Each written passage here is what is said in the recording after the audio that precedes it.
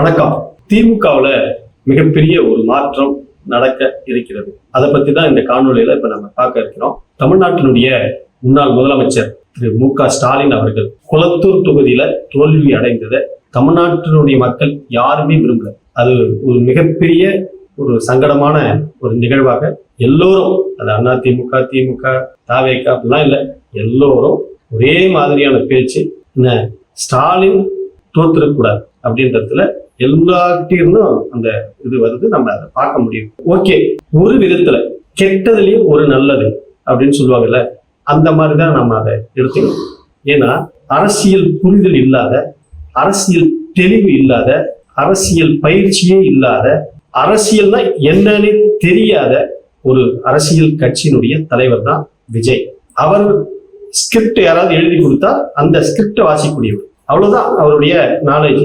அவர் இதுவரை திரைப்படத்துல டைரக்டர், திரைக்கதையினுடைய ஆசிரியர், அவர்கள் சொல்வதை அதை நடித்து பழக்கப்பட்டவர், அவ்வளவுதான் அவருக்கான தெரியும். சரி, வேகமா வந்துட்டாரு அரசியல்ல. ஏதோ ஒண்ணு தமிழ்நாட்டு மக்கள் என்ன ஒரு ஜென்சி என்ஓசி ஏதோ சொல்றாங்க, அதெல்லாம் ஒன்னா இணைஞ்சு ஏதோ ஒரு வேகத்துல ஆதங்கத்துல ஓட்டு போட்டாங்க, ஒரு முதலமைச்சர் ஆயிட்டார். ரைட்டு. ஆனா ஏறத்தாழ ஒரு 50 ஆண்டு காலம் அரசியல் களத்துல மட்டுமே வாழ்ந்த ஒரு நபர், அவர் முன்னாடி போயிட்டு உட்காந்து, எதிரணியில போயிட்டு உட்காந்து அவருக்கு கவுண்டர் கொடுத்துக்கிட்டு, அவருக்கு பேசிக்கிட்டு பதில் சொல்லிட்டு இருக்கிறத, அது ஒரு விதத்துல இந்த தோல்வி சரியானது அப்படின்றத நான் என்னுடைய பார்வை. அதை என்னால ஏத்துக்க முடியாது. என்னால மட்டும் இல்ல, தமிழ்நாட்டு மக்களே யாரும் ஏத்துக்கல. நீ விஜய் முன்னாடி எல்லாம் போயிட்டு உட்காந்துட்டு விஜய்க்கு கேள்விக்கு பதில் சொல்லிட்டு என்ன அந்த லாபகம் பாடிக்கிட்டு இருக்கிறத சட்டமன்றத்தில் நடக்கிற நிகழ்வை அது ஏத்துக்க முடியாது. அது ஒரு விதத்துல வரவேற்கக்கூடியது. அதற்கு உதயநிதி ஸ்டாலின் இருக்கார், போதும். இப்ப கட்சியினுடைய கட்டமைப்பு அப்படின்றதுல முழு கவனம் செலுத்த வேண்டிய தேவையும் கட்டாயமும் இப்போது ஏற்பட்டிருக்கிறது அப்படின்னு தான் நம்ம சொல்லணும். தமிழ்நாட்டு மக்கள், தமிழ்நாட்டினுடைய இப்போது இருக்கக்கூடிய இளைஞர்கள், தமிழ்நாடு வரலாறு என்ன, தமிழ்நாடு எப்படி இருந்தது, திமுக ஆட்சிக்கு வரத்துக்கு முன்னாடி 1967 முன்னாடி 60 தமிழ்நாடு என்னவா இருந்தது, என்ன மாதிரியான கள நிலவரம் இருந்தது, ஊர் தெருவுக்கும் காலனிக்கும் உள்ள பிரச்சனை என்ன, எப்படி இருந்தது, இதெல்லாம் இந்த இளைஞர்களுக்கு தெரியாது. இப்போது இருக்கக்கூடிய இளைஞர்களுக்கு மிக சுலபமா கல்வி கிடைச்சிருக்குது, மிக சுலபமா வேலை வாய்ப்பும், அவளுக்கு ஏற்ற வேலை வாய்ப்பு கிடைச்சிருக்குது. அவர்களுக்கான மருத்துவ கட்டமைப்பு இன்னைக்கு தமிழ்நாட்டுல வேற மாதிரியா இருக்கு. சுலபமா மருத்துவம் கிடைக்குது, சுகாதாரம் இருக்கு, அதுக்கு ஏற்ற மாதிரியான பொருளாதாரம் இன்னைக்கு நல்லா டெவலப் ஆயிருக்கு. வெறும் கூழு கஞ்சி குடிச்சிட்டு இருந்த இந்த தமிழ்நாடு திராவிட முன்னேற்ற கழகம், திராவிட இயக்கங்கள் செய்த சாதனையினால் இன்னைக்கு ஒவ்வொரு குடும்பமும் 3 வேளையும் பிரியாணி சாதம் சாப்பிடக்கூடிய அளவுக்கு வசதியில் இருக்காங்க. அதனால இன்னைக்கு இருக்கக்கூடிய இளைஞர்களுக்கு திராவிடம் என்ன செஞ்சது, திராவிட இயக்கங்கள் என்ன செய்தது என்பது சுத்தமா தெரியாது. அதனால அப்படிப்பட்ட ஒரு இளைஞர்கள் கூட்டம் தான் இன்னைக்கு மாற்றம் வேணும் அப்படின்னு சொல்லிட்டு நோக்கி பயணம் பண்ணியிருக்காங்க. மாற்றத்தையும் கண்டுபிடிச்சிட்டாங்க. ரைட், ஓகே, இனிமே அவர்கள் எதிர்பார்த்த மாற்றம், அவர்கள் விரும்பிய மாற்றம் அவர்கள் அடைந்து விட்டார்கள். அது வரலாம் ஓகே. ஆனா இதற்கு மேல திமுகவினுடைய தலைவர் திரு மு.க. ஸ்டாலின் அவர்கள் முன்னெடுக்க வேண்டிய பணிகள் ஏராளமானதாக இருக்கிறது. வெறும் தமிழ்நாட்டு மக்கள், அரசு, அதிகாரம் அதெல்லாம் கடந்து அவருக்கு இப்போ ஒரு மிக சிறந்த ஒரு வாய்ப்பு கிடைச்சிருக்கு. திமுகவை மறுசீரமைப்பு பண்றது, அதை முதல்ல ஒழுங்குபடுத்துறது.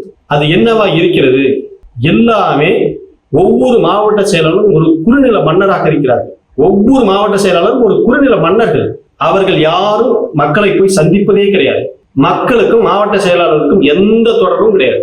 பகுதி செயலாளருக்கு வட்ட செயலாளர்கிட்ட தகவல் சொல்லுவாங்க, ஒரு நிகழ்ச்சி ஏற்பாடு பண்ணுவாங்க. கடந்த 5 வருஷம் நடந்தது என்ன அப்படின்னு சொல்லி கேட்டா, ஒரு அரசாங்கத்தினுடைய பூஜை, இவரு என்ன பண்ணுவாருன்னு கேட்டீங்கன்னா, எஸ்காட்ல முன்னாடி 2 காரு, பின்னாடி 10 காரு, அந்த எஸ்கார்டு அதெல்லாம் போட்டுக்கிட்டு போயிட்டு மக்களையே சந்திக்காத, மக்களுக்கும் அவங்களுக்கு சம்பந்தமே இருக்காது, அப்படியே போயிட்டு இந்த பூஜை, டிரான்ஸ்பரம், அமைச்சராகப்பட்டவர் டிரான்ஸ்பரம் திறக்கிறது, அமைச்சராகப்பட்டவர் எங்கேயாவது ஒரு போஸ்ட் நட்டுட்டாங்கன்னா, மின்வாரியம் ஒரு போஸ்ட் நட்டுட்டாங்கன்னா அந்த இடத்துல போய் போஸ்ட் திறக்க போறேன்னு சொல்லி போறது, இதெல்லாம் அமைச்சர் பணி. ஐயோ கொடுமை. இதெல்லாம் நீங்க இதையெல்லாம் நீங்க கண்டுக்காம விட்டதுன்றது மிகப்பெரிய கொடுமை. ஒரு ஊர்ல ஒரு 10 டிரான்ஸ்பர் திறக்கிறதுன்றது அது ஒரு வேலை அமைச்சிருக்கு, அதான் வேலையே. அமைச்சருக்கு வந்து வேற எந்த வேலையும் கிடையாது. என்ன இப்படி எல்லாம் அமைச்சர்கள் இருந்திருக்காங்க. அதனால இத வந்து மக்கள் பாக்குறாங்க.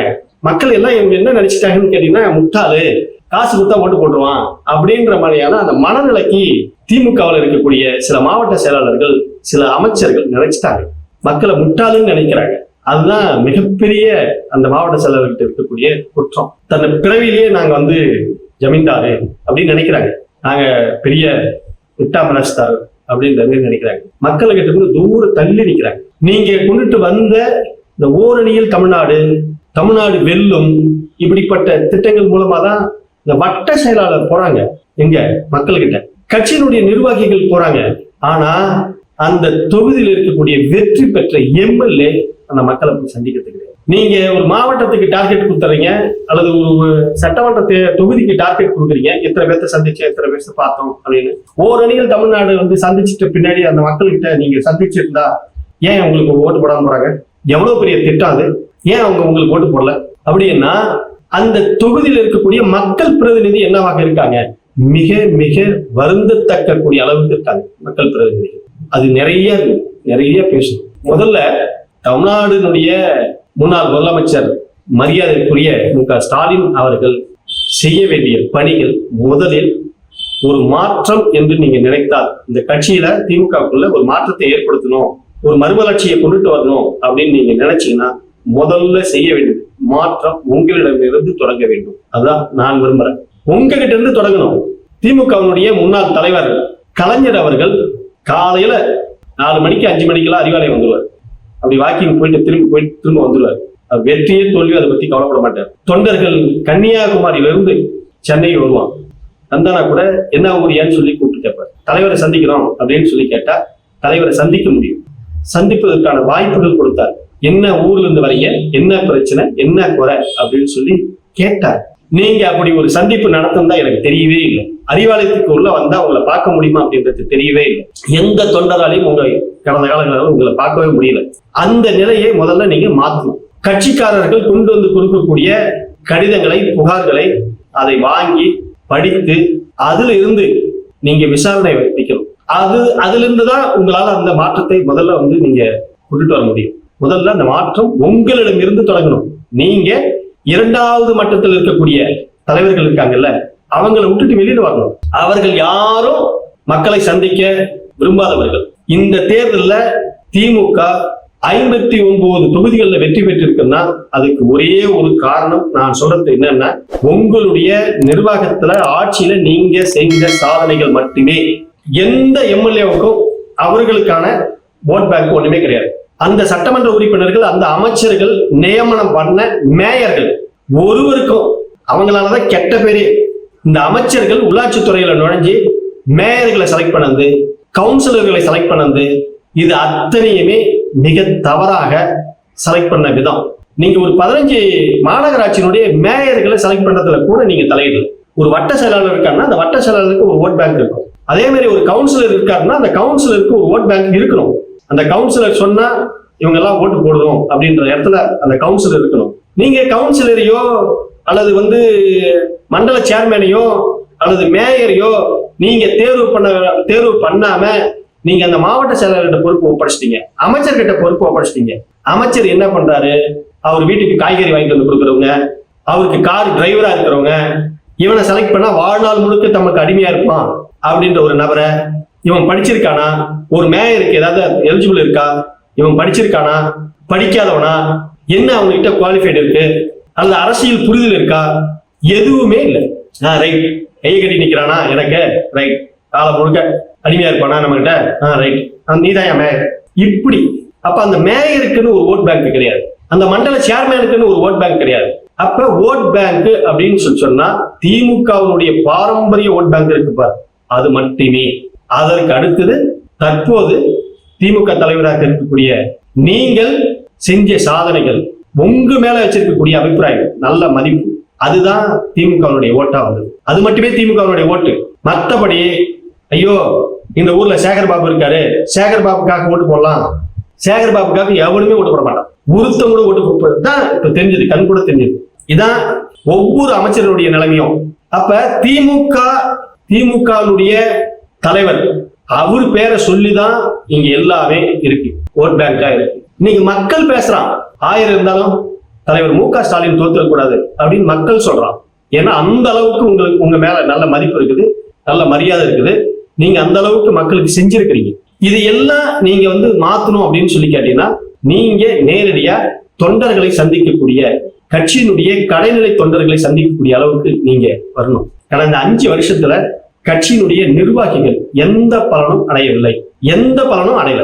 நேரா அமைச்சர், எம்எல்ஏ, மேயர், மண்டல சேர்மன் இதோட முடிஞ்சு போச்சு. இந்த கட்டமைப்பில் வரக்கூடிய இந்த கட்சியினுடைய நிர்வாகிகள் இருக்கார்ல, அவன் எல்லாமே புறக்கணிக்கப்பட்டான், ஒதுக்கப்பட்டான். அதனால ஏற்படக்கூடிய விளைவுதான் தேர்தல் காலங்கள்ல அவன் அத்தனை பேரும் சூழ்ந்துட்டான். நாம அடுத்த தேர்தலில் அடுத்த முறை ஆட்சிக்கு வந்துருவோம், உங்களை எல்லாத்துக்கும் அடுத்த முறை சரி பண்ணிக்கலாம், நீங்க என்ன நினைக்கிறீங்களோ அதெல்லாம் செய்யலாம் அப்படின்றது இருக்குல்ல, அது எல்லாம் இல்ல.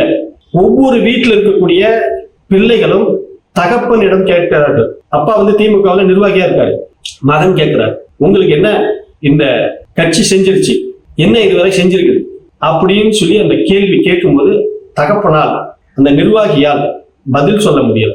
அந்த அளவுக்கு தள்ளப்பட்டார்கள். இது எல்லாம் இந்த தேர்தலில் தோல்விக்கான காரணம் அப்படின்றத நான் நினைக்கிறேன். அதற்கு அடுத்தது அதீத நம்பிக்கை, எப்படியும் நாம ஜெயிச்சிருவோம் அப்படின்றத பல ஊடகங்கள், கருத்து கணிப்புகள், மேதாவிகள் சொல்றத அத்தனையும் நாம என்னன்னு கேட்டேன் நம்பிட்டு தேர்தல் களத்தையே நம்ம சந்திச்சது அலட்சியமா சந்திச்சோம்.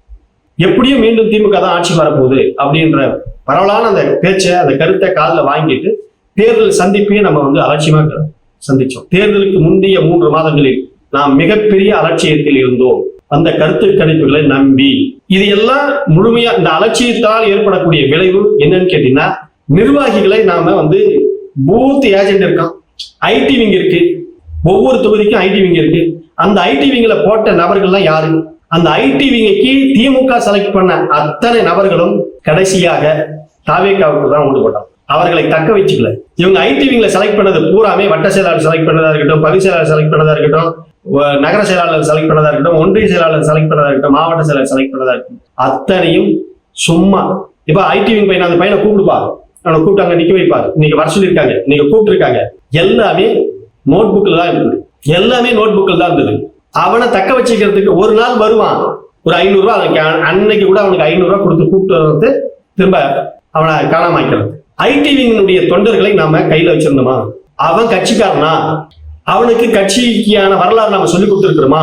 கட்சினா என்னன்னு அவனுக்கு தெரியுமா? எதுவுமே இல்லை. தமிழ்நாடு முழுக்க போட்ட ஐடி விங்கினுடைய நிர்வாகிகள் அத்தனை பேருமே, நீங்க வேணா லிஸ்ட் எடுத்துக்கங்க, நான் சொல்றது உண்மையா இல்லையான்னு பாருங்க. எம்எல்ஏ கூப்பிட்டாருப்பா வாப்பா, சேர்மன் கூப்பிட்டுருக்காருப்பா வாப்பா, மேயர் கூப்பிட்டுருக்காருப்பா வாப்பா அப்படின்னு சொல்லி கூப்பிட்டு வரப்பட்ட நபர்கள் தான். அவங்க வந்தா அன்னைக்கு செலவுக்கு ஒரு 500 ரூபாய் கிடைக்கும், அதோட சரி அவனை அனுப்பிவிட்டாங்க. திரும்ப அவனுக்கு அந்த கட்சிக்கு எந்த விதமான சம்பந்தமும் கிடையாது.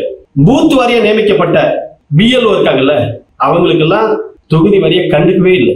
நான் இத அம்பத்தூர் சொல்லுவேன், அம்பத்தூர் தொகுதியில பூத் வாரியா இருக்கக்கூடிய பிஎல்ஓவை சுத்தமா கண்டுக்கல திமுக. ஆவடியில் இருக்கக்கூடிய பிஎல்ஓ சுத்தமா கண்டுக்கல. பூந்தமல்லியில இதே நிலைமைதான். இப்படி எல்லா இடங்கள்லயும் நீங்க பாத்தீங்க அப்படின்னா இந்த மாதிரியான குளறுபடிகள் தேர்தல் காலகட்டத்தில் அது எதிரொலித்தது. இந்த ஐடி விங், திமுக சார்பா உருவாக்கப்பட்ட ஐடி விங் இருக்குல்ல, அது பிடிஆர் பழனிவேல் தியாகராஜன் இருக்கிறவர்களும் ஓரளவு கீழ்மட்ட வரலும் நல்ல தகவல்கள் வந்தது. டிஆர்பி ராஜா கிட்ட போச்சு, அது கார்பரேட்டா மாறிடுச்சு. அது கார்பரேட்டா மாறின உடனே கீழ்மட்டத்துல கொண்டுட்டு எப்படி சேர்க்கணும் அப்படின்றது தெரியல. எல்லாருக்கிட்டையும் வாட்ஸ்அப் குரூப் தான் இருக்குது. திமுக அத்தனை பேருமே வாட்ஸ்அப் குரூப் வச்சிருக்குது. அவங்க என்ன கண்டென்ட் இங்க கீழே கொடுத்து நீங்க பரப்புனாங்க? ஒண்ணுமே கிடையாது. ஐடி விங் கொடுத்த கண்டென்ட் என்ன? ரைட் அப்ல ஏதாவது ஐடி விங் கண்டென்ட் கொடுத்துருக்கா?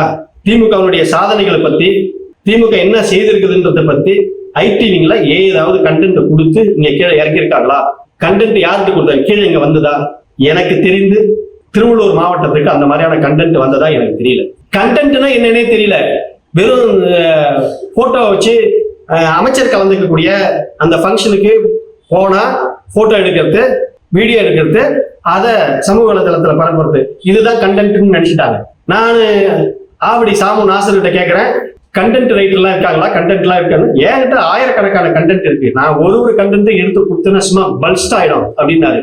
கண்டென்ட் இருக்கா? என்ன கண்டென்ட் இருக்கு? பேச முடியல. காது கொடுத்து கேட்கக்கூடிய மனநிலையில அவங்க இல்ல. கண்டென்ட்னா என்னன்னே தெரியாது. இந்த ஐடி விங்கு அந்த அளவுக்கு இங்க பயிற்சி கொடுக்கல. அது ஒரு கார்பரேட் கம்பெனி மாதிரியே ஆயிடுச்சு. அதனால தேர்தல் காலகட்டத்துல மிகப்பெரிய நாம சரிவை சந்தித்தோம். அதுக்கு அடுத்தது தொகுதியினுடைய ஒவ்வொரு தொகுதிக்கும் ஒரு பொறுப்பாளர் ஒன்று போட்டிருந்தீங்க. ஒரு 22, 23 வயதுல ஒரு 25 வயது இருக்கும் ஒரு பொண்ணுக்கு. அவங்க எல்லாம் பொறுப்பாளர்கள். அவங்க இங்க நடக்கிறத, இங்க இருக்கிறத என்னன்னு கொண்டு போய் சேர்ப்பாங்க. ஒரு தொகுதி, அந்த தொகுதியில ஜாம்பவான் எம்எல்ஏ, மாவட்ட செயலாளர் இருக்காங்க. அந்த தொகுதியில 25 வயது 30 வயது இருக்கக்கூடிய இளைஞர்களை, புதுசா கட்சிக்கு புதியவர்களை கொண்டு வந்து தொகுதி பொறுப்பாளர்கள்லாம் போட்டீங்கன்னா அவங்க இங்க இருக்கக்கூடிய தகவலை எப்படி கொண்டு போய் கொடுப்பாங்க? அந்த மாவட்ட செயலாளருக்கு எதிராக மாவட்ட செயலர் இப்படி பண்றாருன்னு அவங்களுக்கு ஏதாவது புரியுமா? ஏதாவது தெரியுமா? அவங்க எப்படி வேலை கொண்டு போயிட்டு தகவல்களை கொடுப்பாங்க, சேர்ப்பாங்க? எதுக்காக அந்த தொகுதி பொறுப்பாளர்களை நியமனம் பண்ணீங்க? ஒவ்வொரு தொகுதிக்கும் தொகுதி பொறுப்பாளர்கள் ஒருவரை நியமனம் பண்ணீங்களா? எதுக்காக அந்த தொகுதி பொறுப்பாளர்? அவங்க செஞ்ச சாதனை என்ன? அவங்க செஞ்ச வேலை என்ன? வருவாங்க, அமைச்சர்கிட்டயோ எம்எல்ஏ கிட்டயோ ஒரு கவர் வாங்கிக்கிறாங்க, போயிட்டே இருந்தாங்க. ஒரு போட்டோ எடுப்பாங்க. போட்டோ ஷூட் நடந்தது. அவங்க வந்த வேலைக்கு அவங்க ஒரு போட்டோ ஷூட் நடத்திட்டாங்க, அவ்வளவுதான். மற்றபடி கட்சின்னா என்ன, நகர செயலாளர் என்ன வேலை, பகுதி செயலாளருக்கு என்ன வேலை, மாவட்ட செயலாளர் என்ன செய்யறாரு, வேட்பாளர் என்ன செய்யறாரு, ஏதாவது அந்த தொகுதி பொறுப்பாளர் ஒரு ரிப்போர்ட்டை தயாரிக்கிற அளவுக்கு நாலேஜ் உள்ளவங்களா, திறமை உள்ளவங்களா அப்படின்னு சொல்லி கேட்டா இல்ல. வேலை இருந்து வர்றது தொகுதி பொறுப்பாளர். இவர் ஒரு 5000 ரூபாய் 10,000 ரூபாய் கவர்ல காசு கொடுத்துறாரு, வர அன்னைக்கு வாங்கிக்கிறாங்க, போயிட்டே இருக்காங்க. இவருக்கு தலைமையை ஏமாத்திட்டு தான் இவங்க நினைச்சாங்க. என்ன, நாமளும் தலைமை ஏதோ ஒரு ஆளை போட்டுட்டோம் அப்படின்ற மாதிரி தலைமை நினைச்சது. இவங்க தலைமையை ஏமாத்தான் இவங்க நினைச்சாங்க. கடைசியா இறுதியா மக்கள் இவர்களை ஏமாற்றி விட்டார்கள். இவர்கள் எல்லா இடத்துலயும் அதிபுத்திசாலி அப்படின்னு வேட்பாளர்கள் எல்லாம் காட்ட ஆரம்பிச்சாங்க. எல்லா இடத்திலையும் அதிபுத்திசாலியாக வேட்பாளர்கள் தன்னை காட்டிக் கொண்டார்கள். அது மாவட்ட செயலாளராக இருக்கட்டும் அல்லது வேட்பாளராக இருக்கட்டும், எல்லோருமே அப்படிதான் அந்த கட்சி போயிட்டு இருக்கு. ஒரே ஒரு நம்பிக்கை நட்சத்திரம் ஒன்னே ஒன்றுதான். தலைவர் மு.க. ஸ்டாலின் அவர்கள் மகளிருக்கு மாதம் 1000 ரூபாய் கொடுத்திருக்காரு. இப்ப கூட தேர்தலுக்கு முன்னாடி 3 மாதத்துக்கு மொத்தமா சேர்த்து 5000 ரூபாய் கொடுத்துட்டாரு. மகளிர் இலவச பேருந்து பயணம் இருக்கு, நாம் முதல்வன் திட்டம் இருக்கு, புதுமை பெண் திட்டம் இருக்கு. இப்படி இந்த நலத்திட்டங்கள் நாங்க சிறப்பாக செஞ்சிருக்கிறோம், தலைவர் சிறப்பாக செய்திருக்கிறார். அதனால் நாம வெற்றி பெற்று விடுவோம் அப்படின்ற நினைப்பு, அதீத நம்பிக்கை ஒவ்வொருத்தருக்கும் வந்துருச்சு. இவங்க என்ன வேலை செஞ்சாங்க அப்படின்னு சொல்லி கேட்டா அட்ட ஃபெயிலியர். ஒரே ஒரு மந்திரி திருவள்ளூர் மாவட்டத்துக்கு அவர் தொகுதிக்கு என்ன செஞ்சிருக்காரு அப்படின்னு சொல்லி நீங்க வந்து கலாய்வு பண்ணி பாருங்க. ஒண்ணுமே கிடையாது, ஜீரோ, ஒண்ணுமே கிடையாது. எப்படி வெற்றி பெற முடியும்? அதனால நீங்க இப்ப மறுசீரமைப்பு பண்ண வேண்டிய ஒரு நேரம் வந்துவிட்டது. நீங்க தான் இனிமே எடுத்து அதை சரி பண்ண வேண்டிய தேவை இருக்கிறது. கட்டாயம் நீங்கள் சரி பண்ணுவீர்கள் என்ற நம்பிக்கை இருக்கிறது. அதுக்கான உங்களுக்கு ஒரு வாய்ப்பு கிடைச்சிருக்குது. அதனால நீங்க இந்த நேரத்தை, இந்த காலத்தை சரியாக பயன்படுத்துவீர்கள் என்று நம்புகிறோம். நன்றி.